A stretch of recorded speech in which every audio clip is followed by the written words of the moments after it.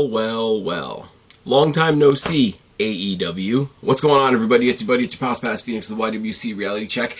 And don't get used to it, but this is your June 17th AEW preview of Collision review. Let's see what the fuck is going on.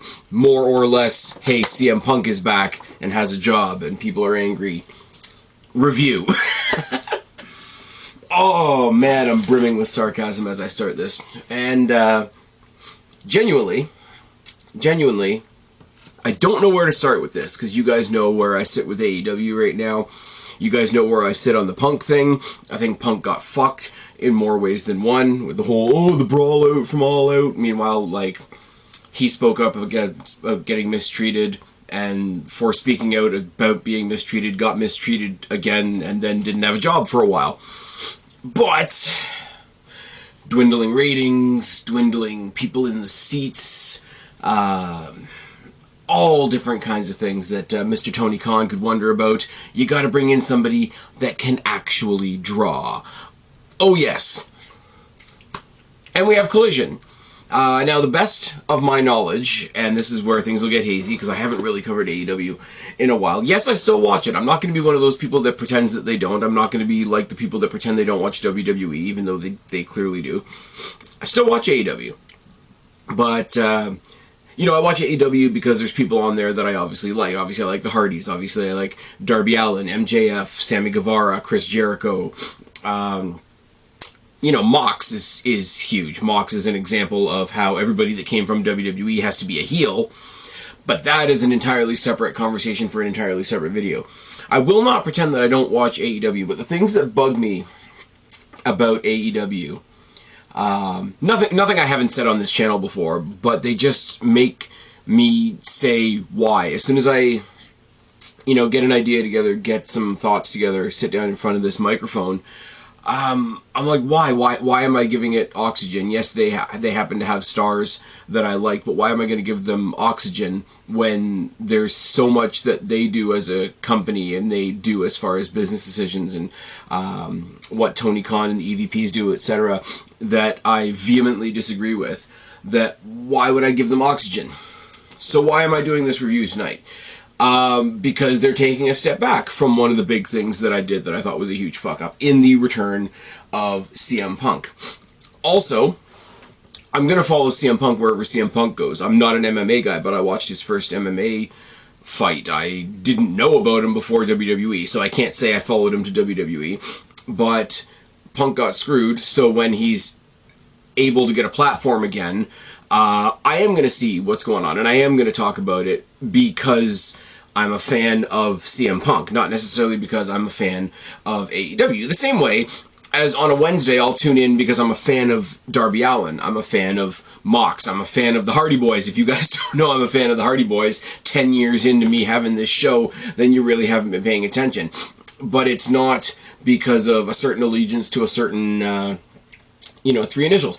I compare it to, and this is going to get me a lot of heat, I'm pretty sure. In a non-wrestling sense, I would compare it to somebody like Johnny Depp. Because Johnny Depp got massively fucked over. Got abused by his wife. Nobody believed him because he was the dude in the situation. Got accused of abusing his wife. Nobody believed him because he was the dude in the situation. And he actually won. And it's one of those things where people are like, oh, why do you harp on the Johnny Depp thing so much? It's just tabloid nonsense. And it's like, well, because it's going to be a long-ass time before the good guy, you know, somebody on our side of the fence, on our side of the line, on our side of the coin, actually gets a win. It doesn't happen that often. It's like any person in a women's division that includes Bianca Belair or Jade Cargill or Sasha Banks. Oh, she hurt her ankle. Oh, So yeah, big reason. They had to step back from one of the biggest, stupidest things that they've ever done in bringing CM Punk back. It's a brand new show, and a brand new thing is always worth talking about. And on a slightly more personal, slightly more biased level, 1 week from now, I'm recording this on Sunday, you guys know how it goes. 1 week from now, I will be on my way to, or from, depending on what time this is right now. What time is it right now? for anybody that's curious, it is 3 minutes to 10 on Sunday night, and you guys are probably going to get this Monday morning. I'm going to be going to not only Collision, but also Forbidden Door at Scotiabank Arena in Toronto. So, am I going to do it after that? Probably not. I would love it if you guys let me know down in the box below if you want me to do more like this. If I do more like this, it's going to be just Collision. If you can't figure that out of what I'm saying here, it's going to be just Collision. If that is a thing you guys want to see me do going forward, then toss it down in the box below. But I will be going to Collision in Toronto. I will be going to Forbidden Door in Toronto. I haven't seen ever any New Japan in my life in person, and I haven't seen any AEW because when Dynamite came to the Coca-Cola Coliseum, they wanted more for that ticket in a nosebleed section than I paid to go to WrestleMania 18 to watch The Rock face Hulk Hogan. And that wasn't true this time around because I think Tony got a bit of a reality check. So I will be talking to you guys about the debut of Collision, which is what I'm going to be doing after I get over this little bit of a ramble. And I will be doing something before I go to Collision and Forbidden Door next week. Now, what that means is I'm sort of putting to the wayside for a couple of weeks the WWE Last Week series because I'm just... It's not bad WWE. WWE's doing really great. We just got the announcement of the Bloodline Civil War tag team match that's going to take place at Money in the Bank. But anything that they're doing in WWE right now, I can sum up when I do the preview for Money in the Bank, which is going to be a lot of fun. And it's on Canada Day, so it's a good thing that it's in another time zone, or else I might have to catch it later. And after Money in the Bank... the week following Money in the Bank, WWE Last Week will resume as normal. But for a week and a bit, you get me talking a little bit about AEW, specifically Collision, specifically Forbidden Door. Looking forward to both. I mean, as I say, my opinion of my opinion of AEW hasn't changed as a company, but as for the wrestlers themselves and for something coming to Toronto, it's wrestling, and I'm gonna go. It is what it is. So let's talk about the show.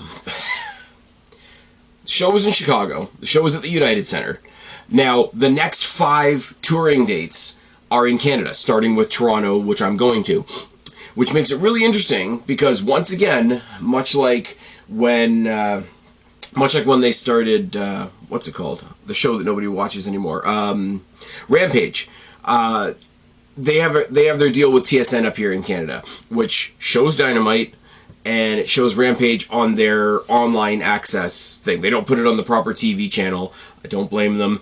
But here's the thing. I went, because it wasn't clearly laid out by AEW or TSN, that they were going to play it, but they were going to play it at midnight, which is a bit shit.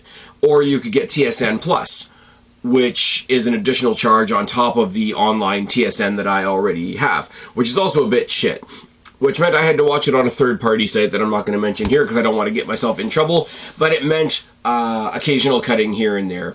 So I did get a very jumpy, cuts every quarter or so viewing of this show. And I was watching, shout out to What Culture, I was watching the watch-along that Andy Murray and Michael Hamflett did. So the frustration of trying to literally figure out my television situation and the divided attention of also watching a watch-along live stream made for a very weird, unique, this is not what just watching the TV show feels like kind of experience. But the hype was there, the fans were what they were. No, it wasn't a full building, but what Dynamite has been a full building in the past little while. Let's just be real for a moment and let's be fair. I like the setup of the stage. Aesthetically, it kind of looks, I don't know, big, bright red. The ropes are red. It does have, and I don't mean to make the comparison, but I'm just being honest, it does have a bit of a Monday Night Raw feel to it, aesthetic-wise. Apparently, this is because they also taped Ring of Honor at the same time, and Ring of Honor has the red and black in their imagery as well. So I can see that working. I can see that working as a reason to make those two. Plus, they have the mock-up WCW Monday Nitro logo that's basically a lot of red and a little bit of yellow. Nobody's going to do red and yellow because nobody wants to be compared to Hulk Hogan, because why would you recognize one of the biggest names in wrestling history? That would be just silly. Kevin Kelly and Nigel McGuinness on commentary make a pretty damn good team. I forgot how good Kevin Kelly is, because you got to understand, for me, I know he's done other stuff since, but for me, Kevin Kelly left WWE, and this is the next time I've seen him. I know people have sent me the odd clip, or hey, have you seen this obscure match? And he's probably done commentary on it, and I've not realized it. So I don't want to say that I haven't heard Kevin Kelly since he left WWE, but it's pretty much the feeling I'm going in with. Nigel McGuinness is awesome. They announced that they had him, and then nobody really said where he was going. Obviously, they were saving him for this. What else can I say? The red ropes make for a particular type of image. The commentators were at ringside. I don't know why I care, because when we're watching the wrestling, the commentators aren't on camera per se, but you can tell there's a difference, and I don't know how to put this into proper perspective. I said this when Monday Night Raw had their commentators. Do you remember when they tried to differentiate between Monday Night Raw and Friday Night SmackDown? SmackDown had their commentators ringside, Raw had their commentators up on the ramp, much like the guys in Dynamite do now. And there is an effect on the commentators that I can't put my finger on, that being physically closer to the action changes the commentary, because it's not like you hear commentators are supposed to watch their monitor, because the monitor shows them what we see and it has to sync up and rah. But you do want to feel like your commentators are in the muck of it, if that makes sense. So I really like that. Jim Ross is the wrestling voice. I'm sorry, but he is. I know people older than me look back to Gorilla Monsoon and Gordon Soley and all these other people. Some people like Vince McMahon back in the day when he was a commentator as well, and I wouldn't disagree with that. Jerry the King Lawler being the balance to Jim Ross. Yes, I know you're not supposed to like Jerry the King Lawler. I get it. Whatever. We live in the woke-ass 2023 where nothing can be fun. But make sure you go watch Little Mermaid. Fuck off. Jim Ross is the voice of wrestling. He is. Michael Cole, for what Michael Cole does now in WWE, I respect the hell out of Michael Cole. One of the first good things that AEW did when they got up off the ground was bringing in Tony Schiavone. Tony Schiavone is fucking brilliant. Don't want to take anything away from anybody like that. Everybody else that's come along down the pipe. Bad News Barrett being on commentary now. Corey Graves having to drop wrestling and going into the commentary role. Excalibur, who I wasn't familiar with, obviously, until AEW got up off the ground. Taz has been an awesome commentator in 3 different companies that I've watched. The guy's fantastic.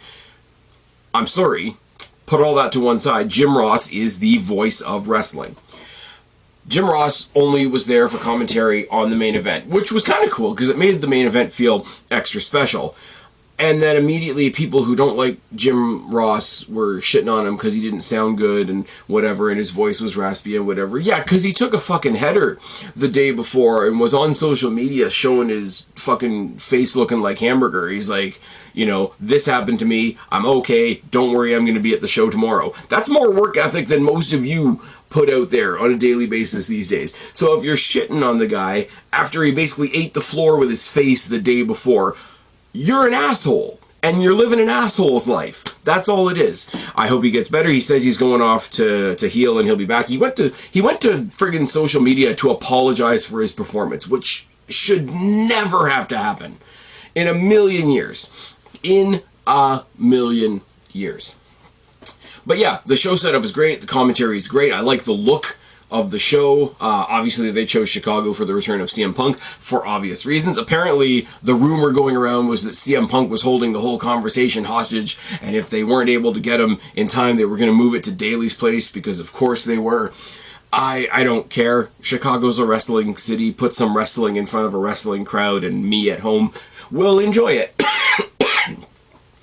We started it off the only way that they could start it off, really. They've been referring to CM Punk's return on this show as the Second Coming. We had the First Dance and the Second Coming. Now, you can either make note the religious connotations of something like the Second Coming, or you can be like me, be a really, really immature child and point out the more funny aspects of calling it the Second Coming.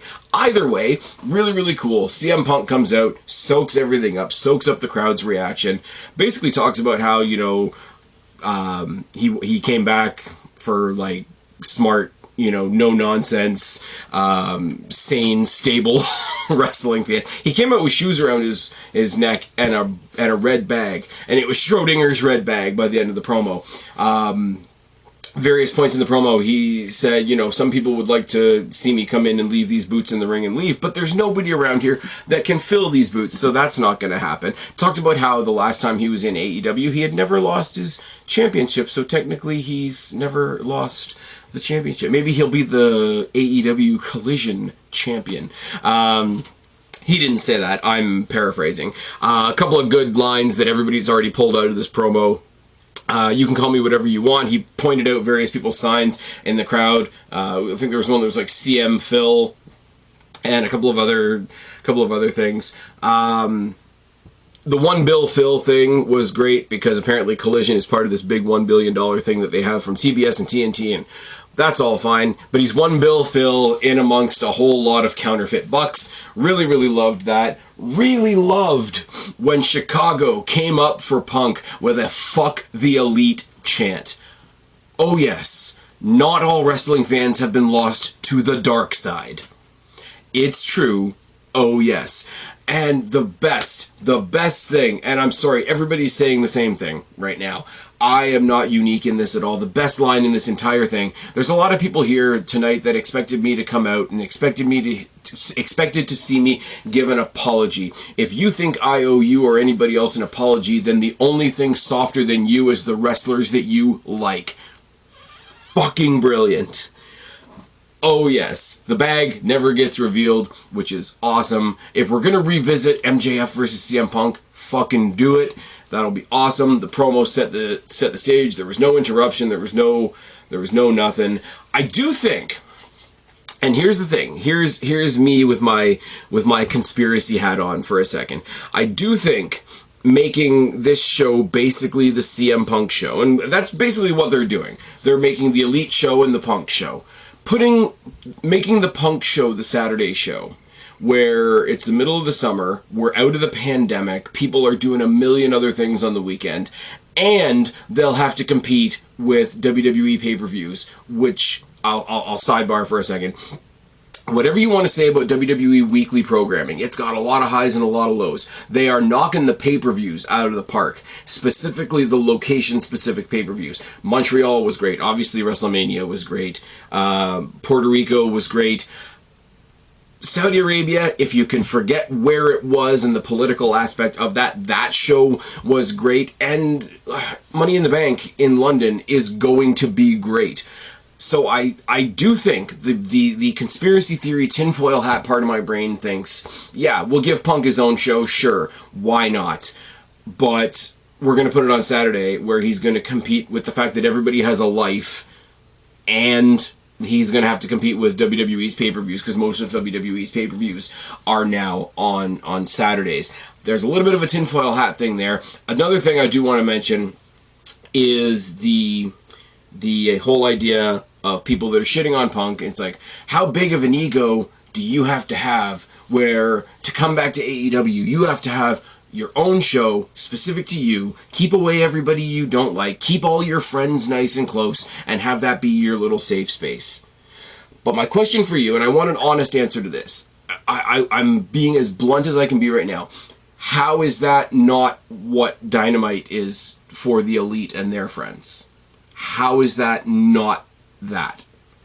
It's really, really sad that to bring CM Punk back, they needed to give him his own show. Well, how sad is it that 3 of the EVPs are so butthurt about a man having a job that they had to scoop him over into another show that is set up to fail? I mean, Friday nights for them were bad enough. Rampage fell off a cliff for a lot of reasons, not having anything to do with the Elite, but Rampage fell off a cliff. If you can't get an audience on a Friday when I'm sorry, but look at the audience that SmackDown gets. What kind of a consistent audience are you going to get on Saturday? I think this show is going to be better. I think it's set up to fail, personally.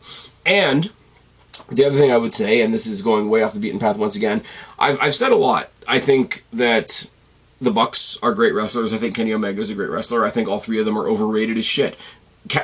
What's his name? Hangman is not even on my radar. Like, fuck off with that shit. Oh, I want to see Punk versus Hangman even more than I want to see Punk versus Omega. No, fuck off with that nonsense. The emo, what is it, anxious millennial cowboy, fuck off. Absolutely fuck off. But I've come up with a different way to explain why I can't stand the Bucks and Kenny Omega. And it's not because they're bad wrestlers. I've never said that they're bad wrestlers. I do not see the God tier that other people have them on, but I've never said that they are bad wrestlers. Does anybody remember the old, first, shitty Mortal Kombat movie? When they introduced the character of Johnny Cage, and you think you're being introduced to Johnny Cage in the middle of a fight, but the fight kind of stops because they're showing that his character in the movie is an actor and he's choreographing a fight with two other guys. And he kind of gets pissed off right in the middle of the fight and he says, "Come on, man, this is where you're supposed to fall down." And then they cut, and then the character that is playing this movie character goes on to say, "Oh, where do we get these guys? I need to get an agent," and blah, blah, blah, blah. But that whole, "this is where you fall down" thing is really lame, and it works because Johnny Cage is a really asshole, lame character in that shitty movie. Every time I see the Bucks or Kenny Omega wrestle, it's like they're giving that look to the crowd. Every single flip, every single gymnastic, every single finisher that's named after a dirt sheet writer, or every single, "Hey, look, we've got these new shoes. Isn't that cool? Isn't that a good substitute for storytelling?" Every kick, every knee, every flip, every whatever feels like they're turning to the crowd and saying, "Come on, guys, this is where you're supposed to cheer." And that is obnoxious. And I'm going for a deep pull for the Mortal Kombat reference that I just made, but that's what the Elite are. And nobody, even other wrestlers that I can't stand, don't do that. Do a thing, enjoy that you think you did a good thing. Don't do a thing and immediately glare at the crowd for not kissing your ass. Yes, we get it. You did a senton. You did a dive to the outside that will probably kill somebody one day. Cool. Guess what? It's 2023 and everybody else is doing that shit too. Putting it out there. Let's carry on with the show. Promo was great. Promo was awesome from CM Phil. And he gave the guys, after the show went off the air, there's some footage of him talking about some other stuff, and he called out some guy for spelling his name wrong on a sign. That kind of made me chuckle as well. Luchasaurus and Wardlow for the TNT Championship was interesting. Big guys, you know, the Big E thing, big men slapping man meat and whatever. I do not know what they are trying to do, and this will kind of give me an opportunity to talk about some of the stuff that's actually going on in AEW beyond the political nonsense. The Wardlow, Arn Anderson, so they attack Brock Anderson thing against Christian and Luchasaurus. Christian tried to get the TNT Championship and didn't get it, so now he's like, "Oh, my right hand of destruction is..." I do love super dark goth Luchasaurus. And I said this on the stream last night talking to the What Culture guys, I would love to see Luchasaurus versus Damian Priest. I think that would be a fucking fantastic match. Damian Priest is on a roll right now. Luchasaurus is fucking awesome at the moment. And we had a title change. This is the television championship. So when you're debuting a new television show, then do a title change. Give people more to talk about other than just the Punk thing. That is absolutely fine. Luchasaurus is your new TNT champion, but that's not really the story, is it? Christian Cage on the outside, Mr. Turtleneck, hits Wardlow twice in the face with a camera, and not what they do typically with wrestling. Typically with wrestling, they grab the big, heavy video camera, and it's just used as another blunt object. This was somebody's actual, like, shutter camera that, like, shattered on Wardlow's head, and I gotta give them credit for this. This was a really cool visual thing. Luchasaurus gets the win on Wardlow with Christian Cage's help.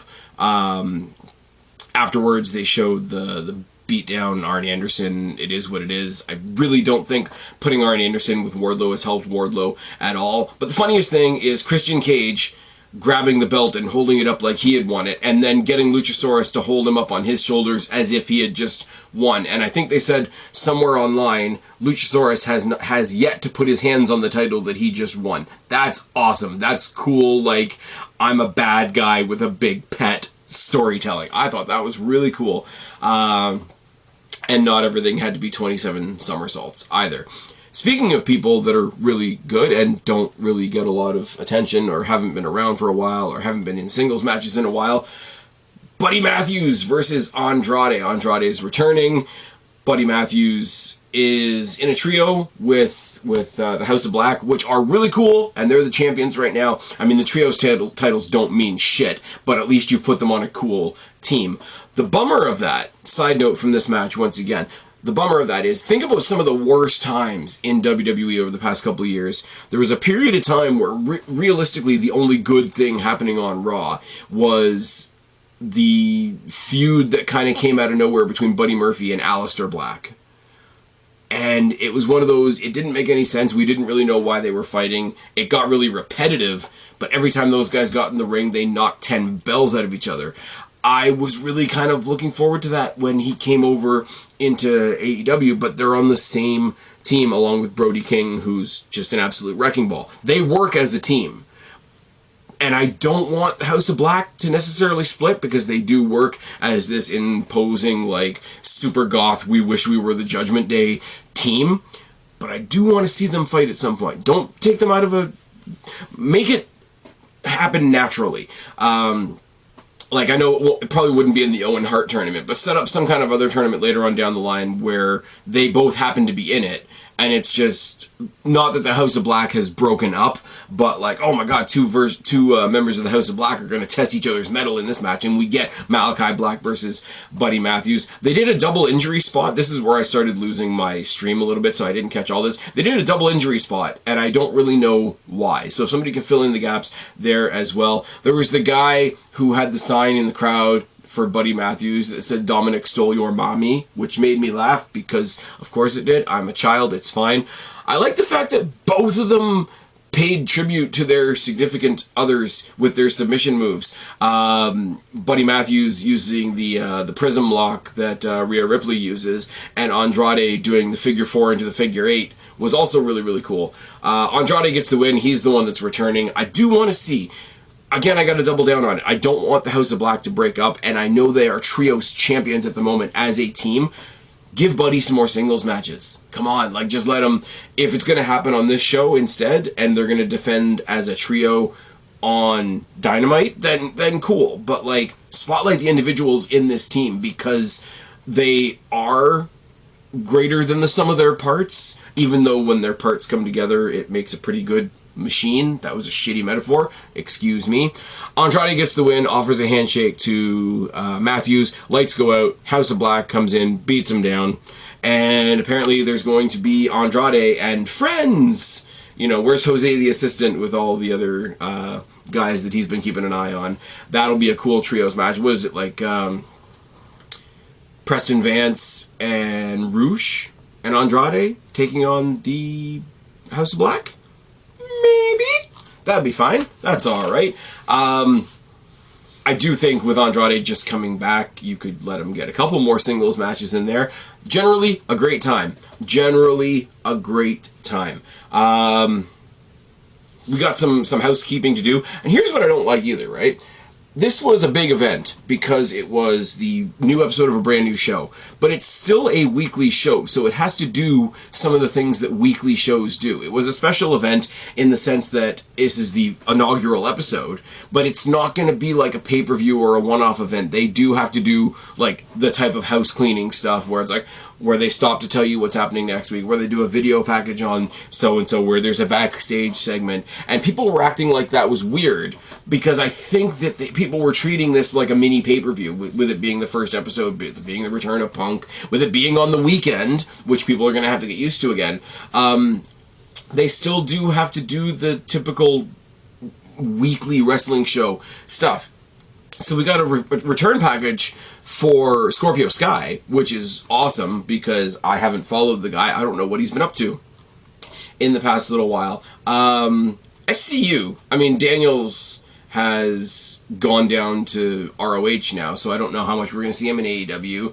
And Kazarian is back in Impact. Good for him. He made a choice. He wasn't. Things weren't exactly. He said the vision that he had for wrestling didn't exactly match what the AEW's vision for wrestling was in this really like super positive like almost exit interview. So I'm happy for him. It was kind of cool. I saw him when I was down in Toronto for Rebellion. That was really cool. But Scorpio Sky is sort of like the third part of that SCU that's not SCU anymore. So really happy to see that he's coming back because he's awesome. His run with the TNT Championship when he had it as the purple and gold belt was interesting, and the guy's just hella underrated in general, so that's cool. Both Hobbs and Starks are in the Owen tournament, so they declared themselves, I guess. I don't know what else to say. Hobbs and Starks, we're going back to that, I suppose. It's one of those things. The biggest example right now is Keith Lee and Swerve Strickland. Some feuds just need to die. With it being the Owen, with it being in Canada, I don't think you want to build to a Hobbs versus Starks in the finale. I think that feels a bit off, but that's just me. And I don't know who's in the female Owen at all, so that's a little bit of something and a little bit of nothing. Another return, Miro. Miro came back. Tony Nese came out making fun of the crowd, trying to get them to do a workout with him, and he asked for, I think he said something along the line, again, this is where my stream was cutting a little bit, but I think he said something along the lines of, what fatty in the back is going to come try to take care of me, and it was Miro, and he destroyed him. There was about 10 seconds of rumor the day before Collision that this was going to be CJ Perry coming out with Miro, and like them bringing that whole, for anybody that doesn't know, CJ Perry is Lana, and bringing that act back together. It didn't happen. I'm kind of glad that it didn't happen. For whatever reason, when he does his like Redeemer promos and he's like, oh, I'm gonna win this title and please my God and go home and fuck my hot wife, like the whole I'm gonna go home and fuck my hot wife almost works comedically better with her not being there, because it's just like dude bro jock energy while he's kind of also talking about the fact that he's a god, or he's God's favorite wrestler. I think you lose some of that if she's actually there, as weird as that sounds. But Miro destroyed Tony Nese because, of course, he did. Miro's back. That's fucking awesome. Sky Blue and Willow Nightingale took on the Outcasts without Saraya. There's a lot of speculation as to what's going on with Saraya right now. I don't have an answer, so I'm not going to speculate. The Outcasts are great. Sky Blue's mom was there, like she was on Dynamite this week. I think she's from Chicago as well, so she got a hell of an entrance. Willow Nightingale.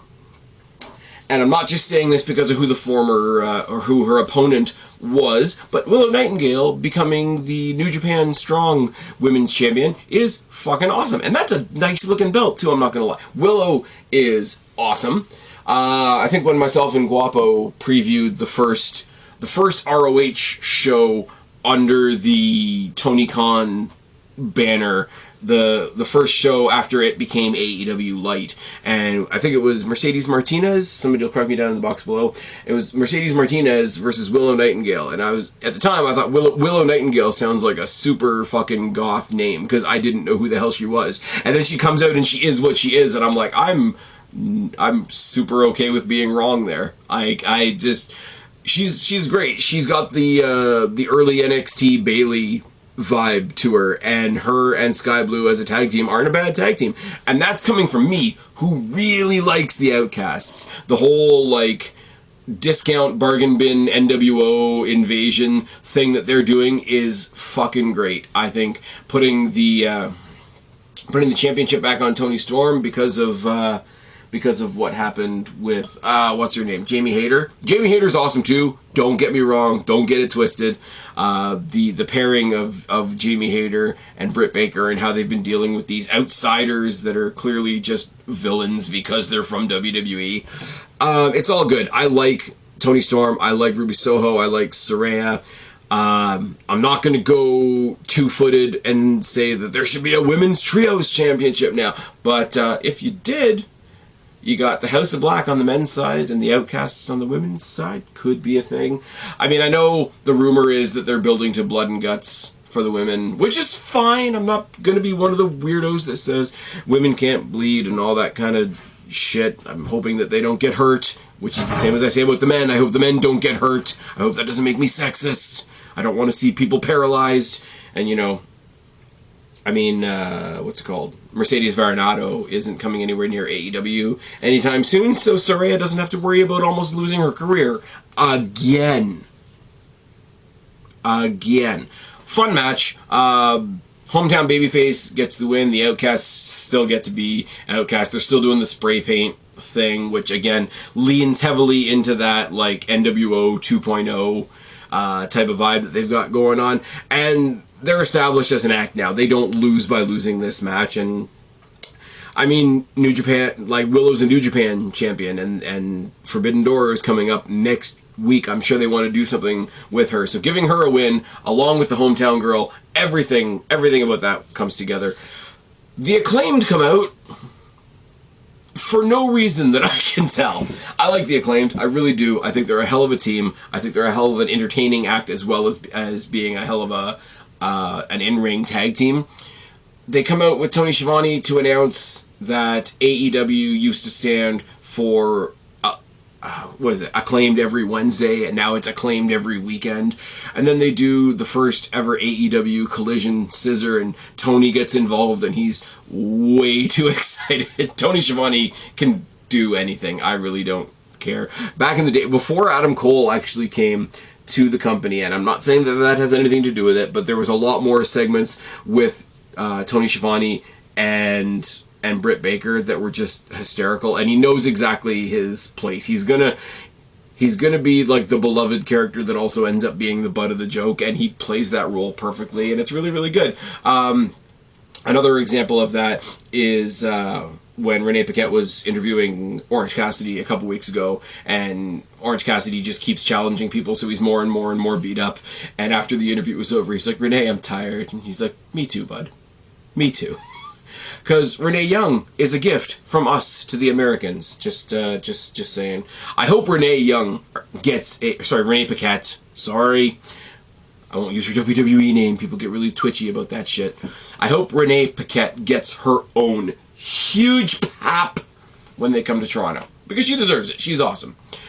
And the main event was what it was. It was CMFTR versus the Bullet Club Gold and Samoa Joe. I love everybody in this match. Joe's a wrecking ball. Glad to see him with some gold on his shoulder. Bullet Club Gold. Juice Robinson is insane. Jay White, I know I'm not the same as most people. I'm not really a New Japan guy. I was never really an ROH guy. I was never really a Bullet Club guy. I didn't see anything with Jay White until Jay White brought his branch of the Bullet Club to Impact.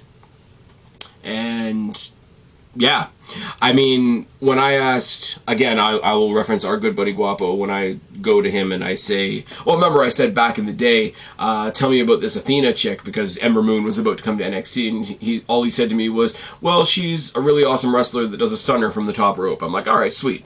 And when I asked him who Jay White was, he basically said, well, he's Seth Rollins, but he does a better Seth Rollins than Seth Rollins does. Now, I don't agree with that so much. I mean, imitation is the most sincere form of flattery, but Jay White's awesome. The tag team of him and Juice Robinson is really, really entertaining for the brief time that I've seen them. Samoa Joe tagging up with them. I almost imagine, even though they're the three heels in the situation, I almost imagine Samoa Joe being like, okay, I'm in a match. It's a trios match. I got these two dickhead partners, let's go get it done type of idea, which is absolutely fine. And we all know about the solid friendship between CM Punk and FTR. FTR were one of the few, along with a couple of the younger wrestlers, that were actually standing up for CM Punk when he absolutely got fucked over by Tony Khan and the Elite. Let's be clear about that. And I mean, the match was great. The match set up everything you wanted to set up. We're gonna get FTR versus Bullet Bullet Club Gold at some point for those tag team titles. And that match is going to be not only really, really entertaining, but really awesome. But it also set up CM Punk versus Samoa Joe, which is a long-standing feud, and I will admit I haven't seen most of that feud. Once again, was never really an ROH guy, but CM Punk as I know him now versus Samoa Joe as I know him now, absolutely. But what it did as well was it gave us a preview of CM Punk and Jay White, which is something I really want to see. If CM Punk ever came back to WWE, the one match I want to see CM Punk in is CM Punk versus Finn Balor. Right now, the one match that I want to see CM Punk in AEW after this weekend is CM Punk versus Jay White. I think that'd be a really cool thing. The baby faces, because yes, CM Punk's a babyface, guys. Go argue with the wall. The baby faces get the win. There was no angle at the end. And they just got to bring down the house in Chicago. Everybody loves FTR, and even if you don't like CM Punk, CM Punk is on FTR's team, so you're going to cheer for him winning. Anyway, there was no angle at the end. There was no interference at the end. There was no, somebody jumping in immediately to announce themselves as the opponent for CM Punk at Forbidden Door. It just, CM Punk is the returning hero in this story, and they actually let him be the returning hero in this story. Now, there's a bit of me that thinks, oh, well, they're not going to introduce his opponent for the Forbidden Door because he won't be on the Forbidden Door show, which is bullshit, but I'm going to get to see him the night before, anyways, in Toronto, because those two shows are back-to-back. The rumor that's going around, and it's coming from both camps really, is we're going to get CM Punk versus Kenta.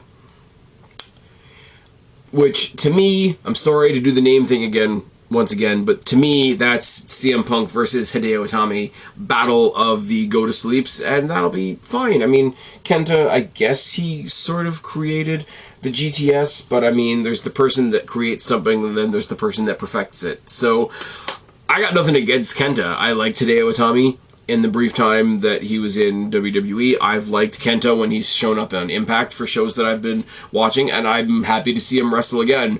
But he ain't going to get my vote if he's going up against CM Punk. I am biased. And unlike most of the rest of the internet, I can actually admit that I am biased. Isn't that nice? Isn't that a much more honest place to come from than people that pretend that they are totally unbiased and on the even keel and then are clearly not? I really like this show. They've got to figure out their TV situation up here in Canada, is what I'm going to say. But I'll be watching it. I'll be there next week. I'll be at Forbidden Door next week. Hopefully, I'll get up here again, maybe with a co-host, to preview next week's Collision and Forbidden Door, because I'll tell you this for free, I'm not coming home from Toronto after Collision and being any kind of awake enough to record a review, and judging by the length of time that AEW pay-per-views go, same goes for Forbidden Door. So if I can't give you a review, I will try to give you a preview. After that, you guys are really going to have to get down into the comment section below. If you want me to keep an eye on Collision, cover it every now and then, give you my quick thoughts every now and then on Collision, let me know, because my plan is to talk about it right now with you guys, and next week because I'm going, and then back to programming as usual. If there's a really big demand for me to talk about this some more, especially because I'm sure my opinions will be super popular and positive and well received, you guys are going to have to let me know. Let me know on Twitter at SpazPhoenix. Let me know on Instagram at SpazPhoenix. Or let me know in the comment section down below if you're watching on YouTube. But that's way longer than I thought I was going to ramble about Collision. CM Punk's back. That's going to piss off all the right people. I've been Spaz, your YWC Reality Check. Subscribe up there. Talk down there. Start a conversation. Keep all these conversations going. Don't be a stranger. I will talk to each and every last one of you later. But for right now, I am tagging out. Bye, guys.